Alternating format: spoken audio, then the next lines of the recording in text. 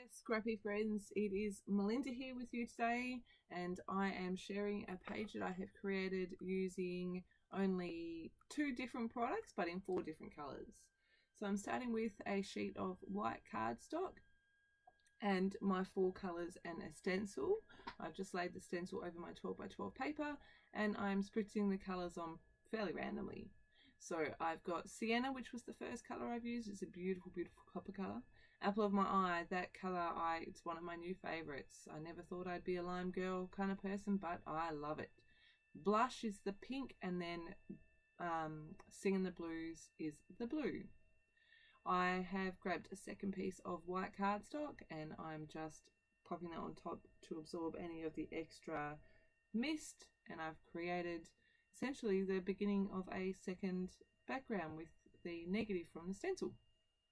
I'm going to work with the first one that I created, and this is the photo that I'm using. It is my favorite. It is a cookies and cream donut from Krispy Kreme and a takeaway coffee. So some days a donut and a coffee is the only answer. The title of the page is Little Delights, and I base my colour selection on this range by Pink Fresh Studio. It's got all those same sort of colours. The Singing the Blues is not exactly the right colour, but it works well enough, and I'm really happy with how the page came together in the end. So I have pulled out lots of bits of the ephemera that I wanted to use.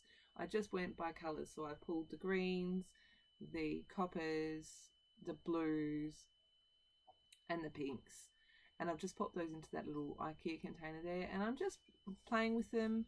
I haven't pulled out any of the chipboard stickers or puffy stickers. I just figured I'd go through those as I was making the layout, which is exactly what I'm doing right now. Do apologise for my voice. I'm pretty sure that my children have very kindly shared some germs with me, so hopefully it doesn't turn into too much worse, but we'll see. So I'm just putting down all my bits and pieces. If you can hear that noise in the background, my son is playing with Lego, because that's what he does.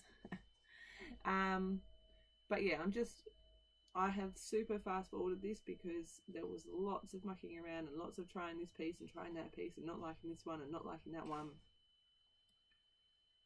So at this point I decided I wanted some more texture in the background, so I grabbed my pastes in matching colours. So this first colour is Singing the Blues. I do show you just a little bit here of what I do, and then I skip to the last colour. But again, the colours Singing the Blues, Apple of my Eye, Sienna, and Blush. I did make sure that each colour was pretty much dry before I applied the next one. And I made sure that I cleaned my stencil really well between colours because I didn't want to get mud. So here I am just applying the last of that Apple of my Eye. I decided I need a little bit of the Singing the Blues, so I'll just come back in with that. Cleaning off that stencil, and time for some splatters. And again, colour on colour, Singing the Blues, Sienna, Apple of my Eye, and Blush splatters. If you're like me and you've got some of the older bottles and some of the newer bottles, you'll see that the newer bottles, I don't really understand the reason, but the newer bottles seem to make making splatters easier. I don't understand, but that's just how it is.